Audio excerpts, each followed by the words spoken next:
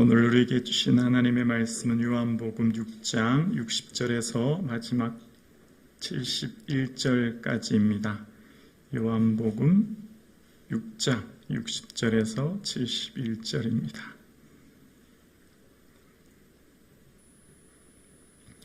저와 여러분이 한 절씩 교독하시겠습니다. 제자 중 여럿이 듣고 말하되 이 말씀은 어렵도다 누가 들을 수 있느냐 한데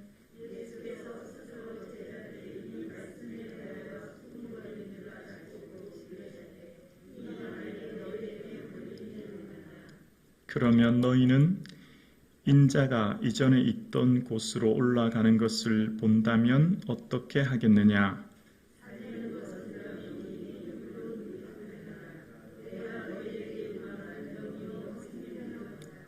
그러나 너희 중에 믿지 아니하는 자들이 있느니라 하시니 이는 예수께서 믿지 아니하는 자들이 누구며 자기를 팔 자가 누구인지 처음부터 아심일러라.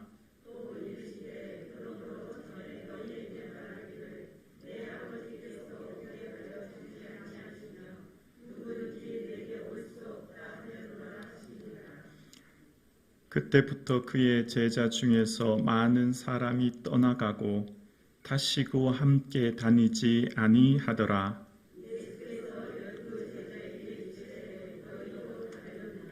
시몬 베드로가 대답하되 주여 영생의 말씀이 주께 있사오니 우리가 누구에게로 가오리까?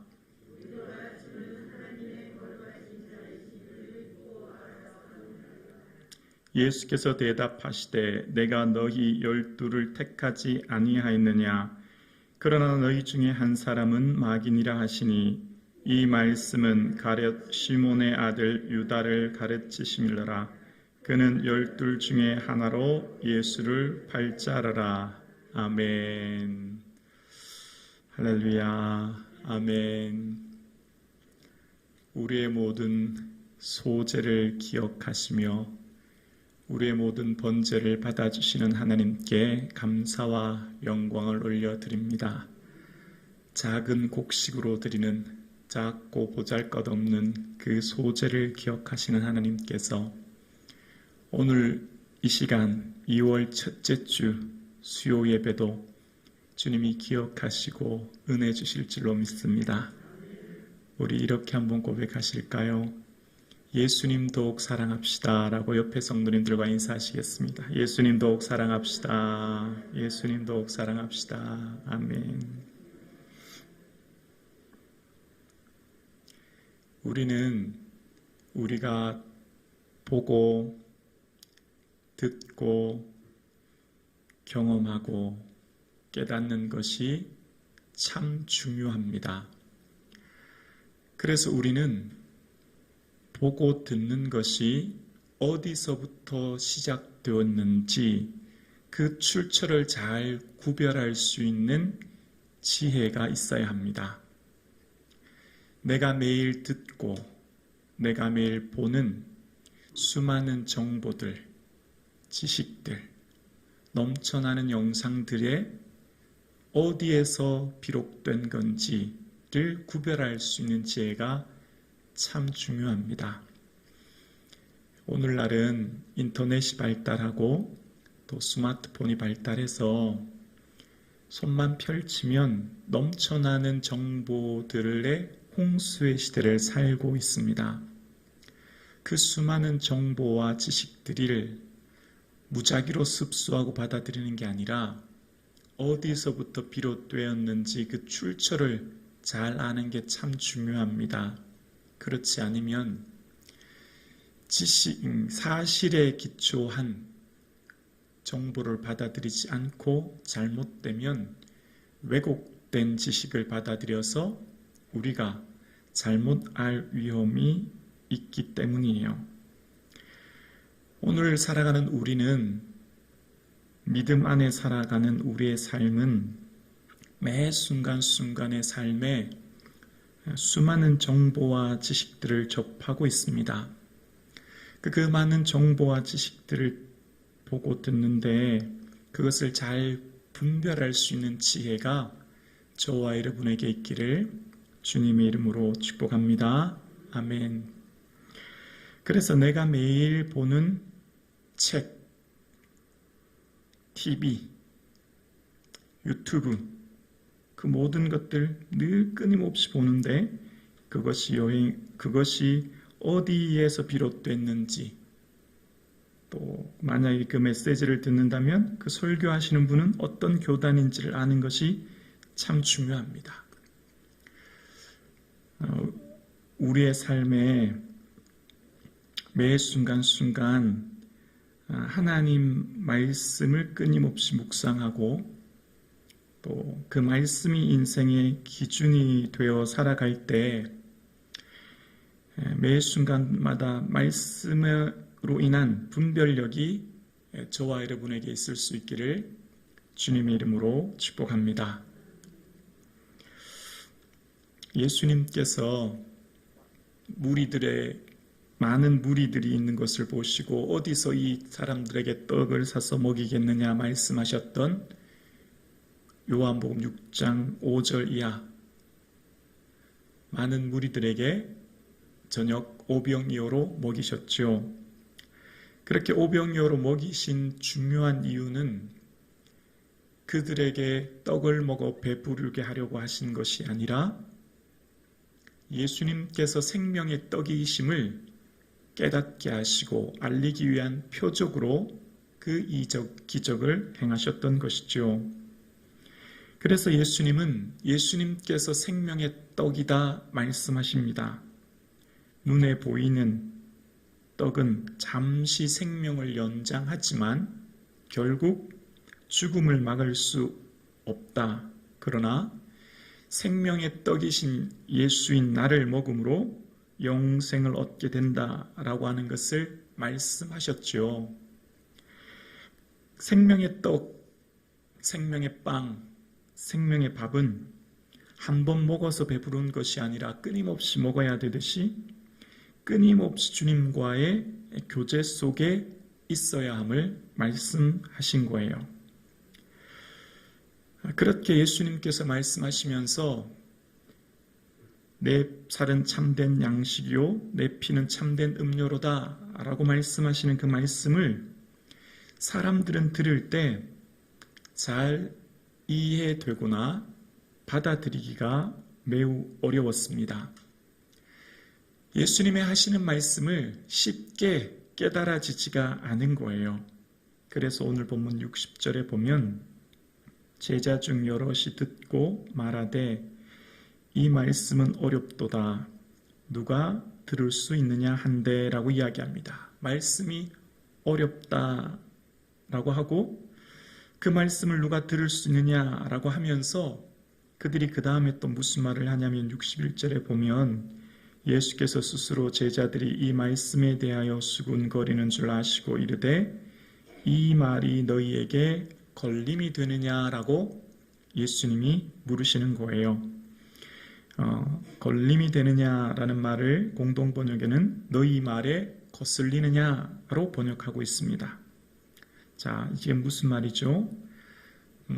예수님께서 떡을 나눠주실 때 많은 사람들은 열광적으로 예수님을 지지했습니다. 왜죠? 무상급식이 드디어 이루어지는구나. 이 땅에 유토피아가 이루어지는구나. 이 땅의 정치, 군사적 메시아로 예수님을 임금 삼으면 이제 우리의 인생은 행복해질 수 있겠구나. 그렇게 생각하고 떡 주시던 예수님을 열광적으로 지지하고 따랐는데 갑자기 예수님께서 내가 하늘에서 내려온 떡이다. 나를 먹어야 된다. 라는 그 말씀을 듣자 도저히 받아들여지지 않는 겁니다. 이해되지 않는 겁니다. 예수님의 그 말씀이 깨달아지지 않는 것입니다.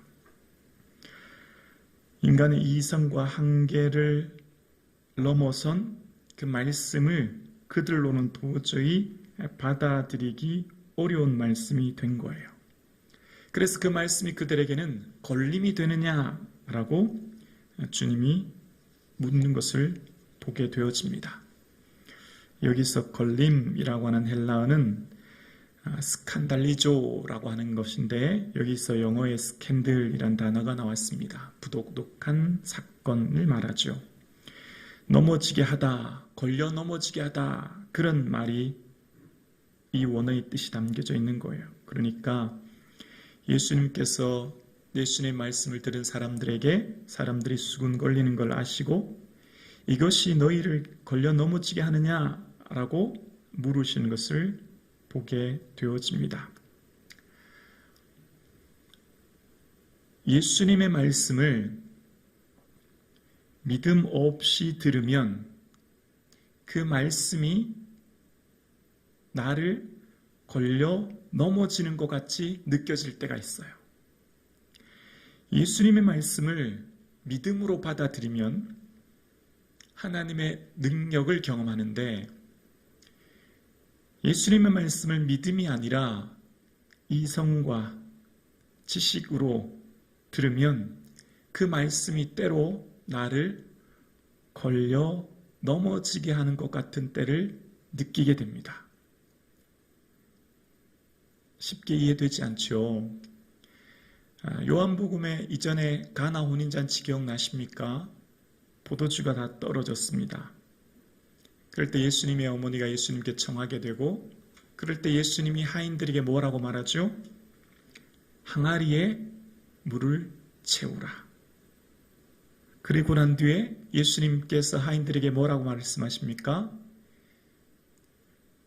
떠서 연회장에게 가져다 주라. 믿음이 없이 예수님의 말씀을 들으면 그것이 나를 걸려 넘어지게 하는 것 같을 때가 있는 거예요. 이해가 되십니까? 믿음이 없이 예수님의 말씀을 들으면 예수님이 왜 나에게 그런 말씀을 하시지? 예수님이 나에게 왜 그런 요청을 하시지? 라고 내가 걸려 넘어지는 것 같은 때를 느낀다는 거예요. 이후에 왕의 신하의 아들이 죽게 되었죠. 그래서 왕의 신하가 예수님, 저희 집에 좀 오셔서 제 아들을 좀 고쳐주십시오. 그렇게 얘기합니다. 예수님께서 오시지 않자 죽기 전에 좀 와주세요 라고 요청했더니 예수님이 뭐라고 하시죠? 가라, 내 아들이 살았다. 왕의 신하는 예수님이 내려오셔서 손을 얹어 안수해서 고쳐주시든지 예수님이 직접 내 아들을 살려주시는 것을 원했는데 예수님은 그냥 가라고만 말씀하시는 거예요. 만약 그것에 믿음이 없었다면 왕의 신하는 매우 섭섭했을 것입니다. 어떻게 예수님은 이렇게 매정하실 수 있나? 어떻게 내 아들의 죽음을 이렇게 외면하실 수 있나? 라고 생각할 수 있죠. 그러나 믿고 가다니. 믿음은 예수 그리스도께서 말씀하신 말씀이 내 삶의 능력이 되게 하신 줄로 믿습니다. 모든 삶이 그래요. 예수님이 우리에게 요구하시는 것을 믿음으로 받아들이지 않으면 단순히 내 지식으로, 내 이성으로 생각하고 들으면 이해되지 않는 말씀이 너무 많고 때로는 그 말씀 때문에 내가 걸려 넘어진 것 같은 때가 있음을 생각하게 됩니다. 그러나 예수님의 말씀이 내게 은혜 주실 줄로 믿고 할렐루야.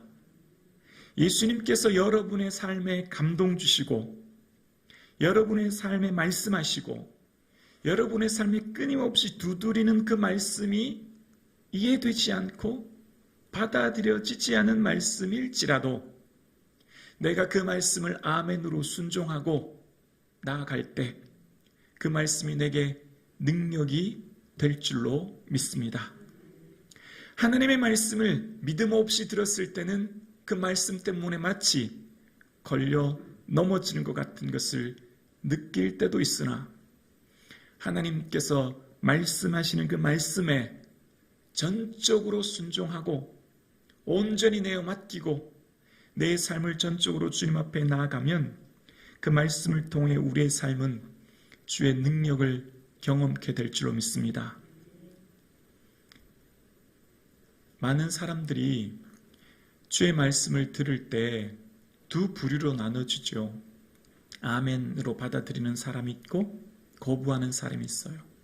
스데반도 스데반의 말씀을 전했을 때 스데반의 말을 들었던 사람들은 귀를 막고 들으려고 하지 않았습니다. 오히려 어떻게 했습니까? 돌을 쳐 죽였죠. 그 자리에 누가 있었습니까? 사도 바울이 있었습니다.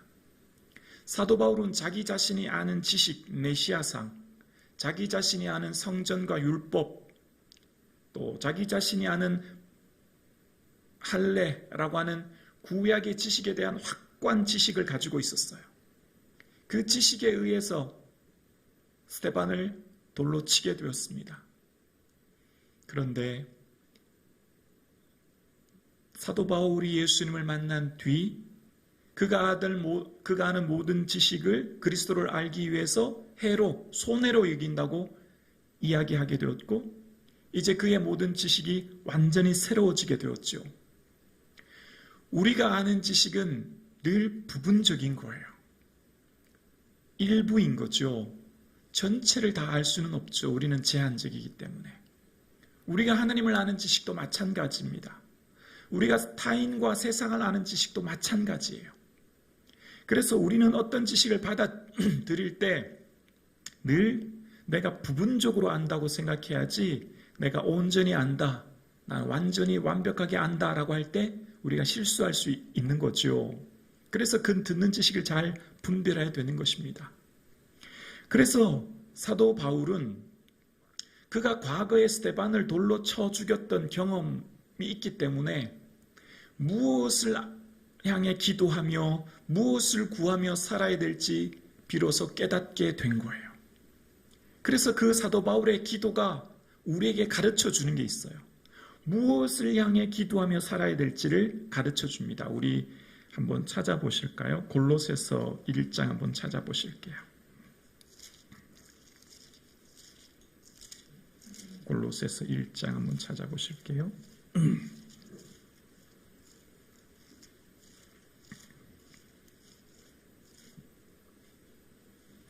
9절에서 12절입니다. 9절에서 12절. 골로새서 1장 9절에서 12절. 우리 천천히 함께 한 목소리로 읽겠습니다. 이로써 우리도 듣던 날부터 너희를 위하여 기도하기를 그치지 아니하고 구하노니 너희로 하여금 모든 신령한 지혜와 총명에 하나님의 뜻을 아는 것으로 채우게 하시고. 네, 여기까지 첫 번째입니다. 사도 바울은 현재 옥중에서 골로새 교회를 향해 그치지 않고 기도하는 첫 번째는 골로새 교회 성도들이 하나님의 뜻을 아는 것으로 채우기를 기도하고 있어요. 우리 인생에 있어서 너무너무 중요한 지식이 있습니다. 그것은 바로 하나님의 뜻을 아는 것. 신령한 지혜와 총명으로 성령의 도움으로 하나님의 뜻을 알아가는 것, 채워가는 것, 그것이 저와 여러분의 삶 가운데 있어질 수 있기를 주님의 이름으로 축복합니다. 우리의 인생에 있어서 하나님의 뜻을 온전히 알지 못하기 때문에 우리가 때로는 좌충우돌하고 실수하고 또 여러 가지 잘못된 길로 걸어갈 때가 많지 않습니까? 그러면서 두 번째 사도 바울이 기도하는 게 있는데요. 이 골로새서 1장 10절입니다. 함께요. 주께 합당하게 행하여 범사에 기쁘시게 하고 모든 선한 일에 열매를 맺게 하시며 하나님을 아는 것에 자라게 하시고. 아멘. 하나님을 아는데 어떻게 된다고요? 자라게 하시고. 우리가 부분적으로 알고 부분적으로 예언하니 온전한 것이 올 때는 부분적으로 하던 것이 패하리라. 하나님을 온전히 알고 만난 사람은 하나님을 알아가는데 점점 자라가기를 애쓰는 삶을 사는 거예요. 여러분, 하나님을 아는 것에 자라가는 이 하루 새로운 해 되어질 수 있기를 주의 이름으로 축원합니다. 하나님을 알아가는 깊이와 너비와 높이가 날마다 더해질 수 있기를 주님의 이름으로 축복합니다. 사도 바울은 과거 그가 가지고 있는 지식은 구약의 율법에 한정되어 있는 지식, 하나님에 대한 암, 예수 그리스도에 대한 알미 있었고, 그것이 잘못되어 스데반을 죽게 하는 것을 그는 경험하였고, 그래서 다메섹에서 예수님을 만난 후 그가 비로소 깨달은 것은, 그렇구나, 인생을 사는 데 있어서 중요한 것은 하나님을 알아가는 것을 자라가는 것이구나 라고 하는 것을 그는 경험했던 거예요. 그러니까 골로새 교회를 향해 지금 기도해야 될 것이 얼마나 많겠어요. 여러 골로새 교회에 처한 상황에 필요한 경제적인 도움이나 박해의 상황 가운데 주실 은혜를 구할 것이 얼마나 많겠어요. 근데 사도 바울이 직접 지나보니 인생에 있어서 너무너무 중요한 것이 하나님을 아는 그 지식이 자라가는 것이 얼마나 중요하다는 것을 그는 경험했고, 그래서 그는 편지 소두에 이런 기도를 하고 있습니다. 사랑하는 성도님, 여러분은 여러분의 삶과 자녀들에게 어떤 기도를 하고 계시나요? 우리의 자녀들이 모든 선한 일의 열매를 맺어 하나님을 아는 것에 자라가는 은혜가 있기를 주의 이름으로 축원합니다. 아멘이시죠? 이 기도가 우리가 자녀들을 향한 기도가 되어질 수 있기를 주의 이름으로 축원합니다. 그렇게 기도하면 맺는 열매가 11절에 나와요. 그 11절입니다. 그의 영광의 힘을 따라 모든 능력으로 능하게 하시며 기쁨으로 모든 견딤과 오래 참음에 이르게 하시고. 여러분, 인생을 사는 데 있어서 너무너무 중요한 한 가지를 뽑으라면 뭘까요? 견딤 아닐까요? 오래 참음 아닐까요? 이 세상을 사는데 오랫동안 참고 기대하지 않고 이룰 수 있는 것은 아무것도 없잖아요. 그런데 하나님을 아는 것에 자라가고 그 뜻을 깨달았더니 견디고 오래 참는 것을 어떻게 해요? 기쁨으로. 왜 기쁨으로 견디죠? 하나님의 뜻을 알기 때문에, 하나님이 이루실 결말을 보기 때문에. 여러분, 저와 여러분의 삶의 미래를 지금 어떻게 바라보고 계십니까?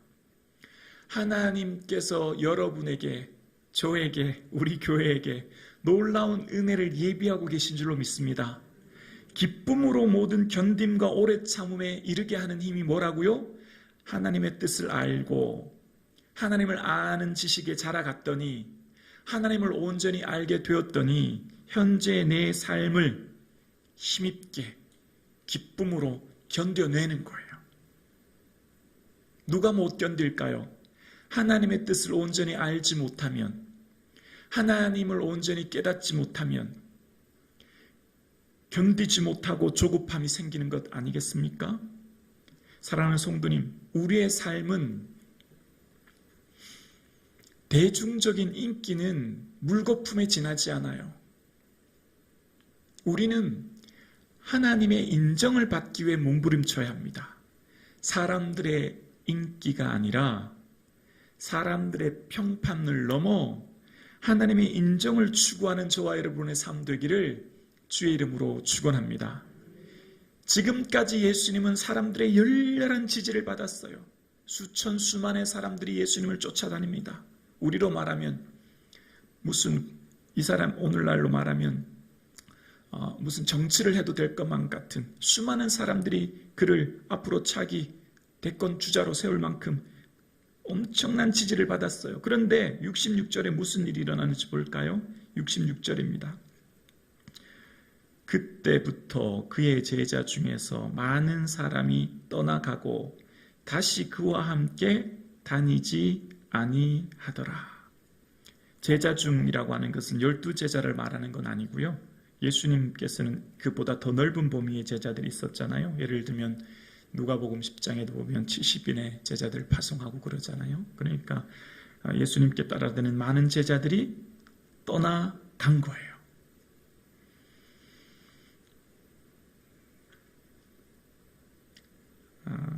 예수님을 떠난 자와 남은 자, 예수님은 이제 12제자 외에는 수많은 사람들이 그를 다 떠나기 시작합니다. 그런데 떠난 자와 남은 자의 차이점을 한번 살펴보려고 합니다. 예수님을 열렬히 지지했던 사람들 중에 남아있는 사람은 지금 12제자거든요. 12제자들이 남아있는 힘은 어디 있을까요? 그것은 바로 말씀을 붙잡았기 때문이에요. 말씀을 붙잡는 자는 예수님을 떠나지 않습니다. 왜냐하면 68절에 보면 베드로가 예수님께 이런 말씀을 하지요. 시몬 베드로가 대답하되 주여 영생의 말씀이 주께 있사오니 우리가 누구에게로 가오리까? 말씀을 붙잡는 자는 예수님과 함께 합니다. 예수님을 떠나지 않아요. 왜요? 예수님 안에 뭐가 있으니까요. 영생이 있음을 알기 때문이에요. 사랑하는 성도님, 신앙생활을 하면서 예수님과 함께 동고동락하고 우리의 인생을 마지막 끝까지 우리 삶의 믿음의 경주를 완주하기 위해서는 말씀 붙들 수 있기를 주의 이름으로 축원합니다. 성북중앙교회 왜 오셨어요? 김부기 목사 보러 온 거 아니잖아요. 장로님 보러 온 거 아니죠? 권사님 보러 온 거 아니죠? 친교하고 교제보다 더 중요한 것은 생명의 말씀 붙들고 말씀 의지하여 오늘도 우리가 이곳에 온 줄로 믿습니다. 우리가 그래서 끊임없이 듣고 봐야 할 게 뭘까요? 말씀이에요. 끊임없이 묵상해야 될 게 말씀이에요. 그래서 예수님과 함께 있는 자는 말씀 붙드는 자였고 그들은 말씀을 통해 예수님을 주인이라고 고백했던 자들이 남아 있습니다. 69절에 우리가 주는 예수님은 하나님의 거룩한 자이신 줄 믿고 알았사옵나이까. 오늘 수요 예배 드리시는 사랑하는 성도님, 저 한번 봐주세요. 여러분의 인생에 예수님이 주인이 되어질 수 있기를 주의 이름으로 축원합니다. 내 인생의 모든 결정권, 선택권이 예수 그리스도가 되어질 수 있기를 주의 이름으로 축원합니다. 아멘이십니까? 정말 인생의 가장 중요한 선택의 순간에 예수님께 묻고 결정할 수 있기를 주의 이름으로 축원합니다. 우리에게는 주는 하나님의 살아계신 자이심을 고백했던 베드로와 제자들처럼 예수님을 내 인생의 주로 고백하는 사람은 예수님을 떠나지 않습니다. 예수님을 내 인생의 주로 고백하는 그 믿음이 오늘 저와 여러분에게 있을 수 있기를 주의 이름으로 축원합니다. 그 주님이 우리의 인생을 주관하고 계시고 통치하고 계시고 인도하고 계신 줄로 믿습니다. 떠난 사람은 어떤 사람들일까요? 떠난 사람들은요, 이 앞절의 30절에 보면 당신이 믿도록 행하시는 표적이 무엇이니까? 라고 이야기합니다. 표적 보러 다닌 사람은 예수님을 떠나기 시작했고요. 또 중요한 것은 그들이 예수님이 행하시는 표적과 기적 따라다녔던 사람들이 예수님을 떠났는데 예수님은 더 중요한 말씀하셨거든요. 떡을 먹고 배부른 까닭이라 라고 26절에 이야기합니다. 예수님 따라다녔던 사람들 중에 예수님을 떠난 사람들은요, 자기의 만족과 이익을 위해 예수님을 쫓았던 사람들은 영락없이 예수님을 다 떠나게 되었습니다. 자기 자신의 만족과 이익을 위해 예수님을 쫓는 사람들은 그것이 채워지지 않으면 예수님을 다 떠나는 거예요. 예수님을 다 외면하고 버리는 거죠. 떡을 먹으려고. 여러분, 오늘 저와 여러분 예수님을 끝끝내 붙잡고 나가느냐, 예수님을 떠나느냐, 그 선택은요, 예수님 말씀 붙드느냐 아니냐의 결정권이 선택의 순간이 있음을 기억하고 말씀 붙들고 신앙생활하는 저와 여러분 되실 수 있기를 주의 이름으로 축원합니다. 신앙생활에 깊은 뿌리를 내리지 못하는 사람들은 왜 그럴까요? 말씀 의지하지 않고 예수님을 주로 고백하지 않았기 때문에 떡을 먹고 배부른 나의 이익과 만족, 나의 유익을 위해 쫓아다니기 때문입니다. 왜 이 교회 저 교회 옮겨 다닐까요? 왜 사람들이 방황할까요? 왜 예수님을 떠날까요? 왜 사람들이 내 개인의 문제가 생기고 질병과 건강과 삶의 문제가 생기면 왜 믿음의 자리에서 떠날까요? 예수님을 주로 고백하지 못하기 때문 아니겠습니까? 말씀을 온전히 붙들지 못하는 것 때문 아닐까요? 오늘 저와 여러분의 삶 가운데 무엇 바라보고 신앙생활 하십니까? 무엇 의지하여 오늘도 이 예배의 자리에 나오셨습니까? 살아계신 하나님 말씀 부여잡고 예수님을 주로 고백하는 저와 여러분 되실 수 있기를 주의 이름으로 축원합니다. 그렇게 할 때 주께서 주신 은혜를 경험하게 되는 것이죠. 63절 말씀 우리 함께 고백할까요? 63절입니다. 살리는 것은 영이니 유익은 무익하니라. 내가 너희에게 이른 말은 영이요 생명이라. 아멘.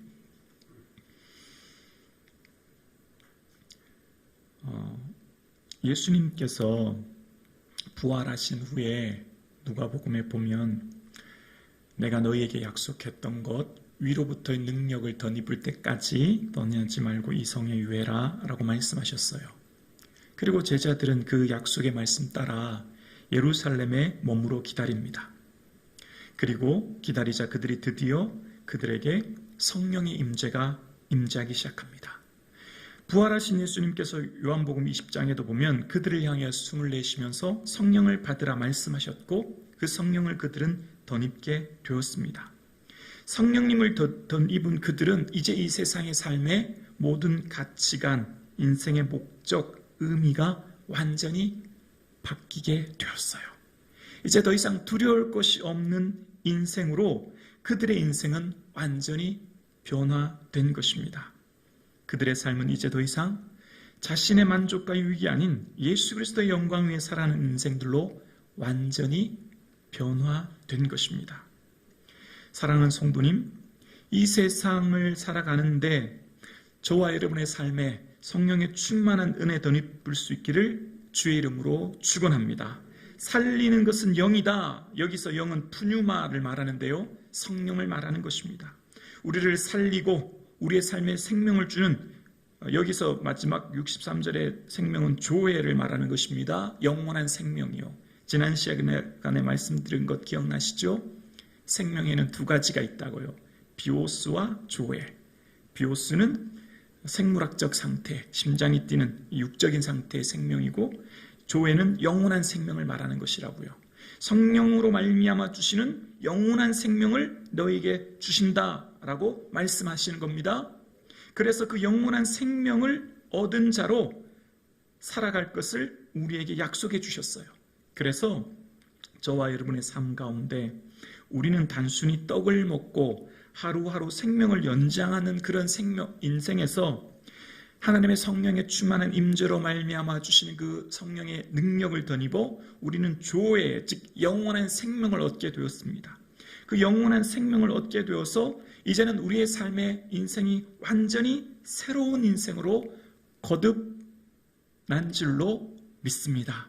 우리 인생이 완전히 새로워진 거예요. 그래서 저와 여러분의 인생은 영원한 하나님 나라를 소유한 자들로 오늘 이 땅을 살아가는 능력의 삶을 저와 여러분이 살고 있는 줄로 믿습니다. 그래서 내가 너희에게 이른 말은, 여기 말이라고 하는 레마따는 말씀들을 말하거든요. 내가 너에게 말했던 수많은 말씀들, 그 말들은 영이요 생명이다라고 말씀하십니다. 예수님의 말씀이 곧 생명이라는 말씀하시는 거예요. 말씀이 육신이 되어 우리 가운데 거하심에 우리가 그 영광을 보니 아버지 독생자의 영광이요 은혜와 진리가 충만하더라. 말씀이 육신이 되어 오신 그 예수 그리스도, 그 생명 되신 주를 통하여 우리는 영생을 소유한 자가 된 줄로 믿습니다. 그래서 우리의 삶 가운데 주시는 이 은혜, 이 영광 속에 오늘 하루를 감사와 기쁨의 삶을 사실 수 있기를 주의 이름으로 축원합니다. 하나님의 성령의 임재를 받은 사람들은 이제 우리의 인생이 완전히 새로워져서 영생을 소유한 자들로 살아가는 것입니다. 그래서 우리의 인생의 모든 순간순간에 너무나 중요한 한 가지를 기억해야 되는데요. 그것은 바로 인생의 모든 결과가 생각으로부터 시작되었음을 알고 내 모든 생각의 결과가 삶으로 드러나는 것을 기억하며 내 삶의 생각을 지키는 삶을 사는 것이 우리의 삶에 얼마나 중요한지 몰라요. 예레미야 6장 19절에 보면 땅이여 들으라 내가 이 백성에게 재앙을 내리리니 이것이 그들의 생각의 결과라 라고 말씀하고 계세요. 하나님은 예레미야 선지자를 통해서 그들의 삶에 우상을 섬기며 재앙을 통하여서 내리는 재앙은 생각의 결과 때문이다 라고 말씀하십니다. 하나님께서는 성령의 임재를 받은 우리를 통하여 우리의 영이 성령의 온전한 다스림과 통치 안에 살게 하시고 그 성령의 통치와 다스림 안에 살고 있는 우리는 우리의 생각을 잘 유의하여 지킴으로 하나님의 능력의 역사를 이루기를 원하시는 거예요. 하나님이 하나님의 사람을 통하여 일하는 방식이 바로 생각입니다. 뭐라고요? 생각이요. 육신의 생각은 로마서 8장 6절에 보면 육신의 생각은 사망이요 영의 생각은 생명과 평안이니라 라고 말씀하셨어요. 우리의 삶이 살고 죽느냐가 생각에 달려있고 육신의 생각은 두려움과 근심과 불안과 염려로 말미암아 그 인생 전체를 사망으로 몰고 가게 하고 성령이 주시는 생각은 평안과 기쁨과 감사가 넘치게 하므로 생명의 길로 가게 하시는 것을 말씀하고 계세요. 그래서 성령의 임재와 다스림 안에 살아가는 우리는 언제나 하나님이 주시는 생각을 잘 유의하고 지키며 살아가야 되는 것입니다. 예수님께서는 보혜사 곧 아버지께서 내 이름으로 보내실 성령 그가 너희에게 모든 것을 가르치고 내가 너희에게 말한 모든 것을 생각나게 하리라 라고 말씀하시면서 보혜사 성령님이 우리에게 임재하시면 그 특징 한 가지가 있는데 그것은 바로 예수님께서 말씀하셨던 그 말씀을 우리의 삶의 생각으로 깨닫게 하시고 생각나게 해주셔서 우리의 삶을 새롭게 하시고 소망을 주시고 위로를 주시는 분이 성령님이다 라고 말씀하고 계세요. 그래서 여러분의 삶 가운데 지금 하고 있는 그 생각, 삶에 일어나는 문득문득 그런 생각을 잘 주의하고 분별하고 구별할 수 있는 지혜가 저와 여러분의 삶 가운데 있을 수 있기를 주의 이름으로 축원합니다. 고린도전서 2장 10절에 보면 오직 하나님의 성령으로 이것을 우리에게 보이셨으니 성령은 모든 것 곧 하나님의 깊은 것까지 통달하시느니라 라고 말씀하십니다. 성령은 하나님의 깊은 것을 통달하시는 삼위 하나님이시기 때문에 그 성령님께서 우리 안에 내주하고 계시면 그 성령님께서는 하나님의 생각을 우리에게 불어넣어 주시고 하나님의 마음을 깨닫게 하시고 하나님의 거룩한 비전을 품게 하심으로 하나님의 마음과 그 뜻을 가지고 이 땅을 살게 하시는 줄로 믿습니다. 그래서 저와 여러분의 삶 가운데 모든 생각을 사로잡아 그리스도께 복종케 하시는 그 성령의 다스림 안에 충만한 은혜 안에 살아갈 수 있기를 주의 이름으로 축원합니다. 그러므로 하나님의 부르심을 받은 거룩한 형제들아 우리가 믿는 도리의 사도이시며 대제사장이신 예수를 깊이 생각하라. 예수님만이 생각하는 저와 여러분 되실 수 있기를 주의 이름으로 축원합니다. 우리의 인생의 모든 순간은 생각이 결국 그 결과가 우리의 인생을 만들어내는 것인데 그 생각 속에 예수 그리스도를 늘 항상 묵상하고 생각하시는 저와 여러분의 인생 되어질 수 있기를 주의 이름으로 축원합니다. 내가 주께 범죄하지 아니하려 하여 주의 말씀을 내 마음에 두었나이다. 날마다 말씀이 나를 주장하고 말씀과 동행함으로 예수 그리스도를 깊이 묵상하는 저와 여러분의 인생 되어질 수 있기를 주의 이름으로 축원합니다. 그렇습니다. 하나님의 성령은 하나님의 깊은 것까지 통달하시고 하나님의 마음을 깨닫게 하시고 하나님의 마음이 어디 있는가를 알게 하심으로 우리의 인생을 완전히 새롭게 하시는데 그 첫 단추가 바로 생각이에요.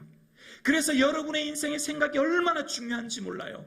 여호와의 말씀이니라. 너희를 향한 나의 생각을 내가 하나니 평안이요 재앙이 아니라 너희에게 미래와 희망을 주는 것이라. 하나님은, 하나님의 생각은 우리에게 평안을 주고 하기 원하시는 게 하나님의 생각이에요. 우리에게 평안을 주시고 기쁨을 주시고 미래에 대한 비전과 소망을 꾸게 하시는 것이 하나님의 생각인 줄로 믿습니다. 여러분이 두렵게 하고 떨립게 하고 불안하게 하고 근심케 하는 어떤 생각도 성령의 다스림과 능력 안에 말씀의 검을 가지고 물리치며 승리하는 힘이 저와 여러분에게 있을 수 있기를 주의 이름으로 축원합니다. 하나님의 말씀은 살았습니다. 여러분 두려울 때가 있으시죠? 근심될 때가 있으시죠? 염려될 때가 있으시죠? 내 인생의 모든 두려움의 생각 속에 말씀의 검을 붙드시고 말씀의 검으로 승리하여 나아가시는 저와 여러분 되실 수 있기를 주의 이름으로 축원합니다. 살리는 것은 영입니다. 여러분을 살리고 여러분을 소망을 주게 하시고 여러분을 북돋아 힘을 주시는 분은 성령님이십니다. 그 성령님이 여러분을 내주하고 계시고 성령님이 여러분과 동행하고 계시고 우리 안에 계신 그 성령님과 함께 긴밀한 교제가 늘 항상 있어질 수 있기를 주의 이름으로 축원합니다. 여러분의 삶은 하나님께서 택정하시고 선택하셔서 여기까지 온 것이며 여러분을 향한 놀라운 계획과 섭리를 바라보는 저와 여러분 되어질 수 있기를 주의 이름으로 축원합니다.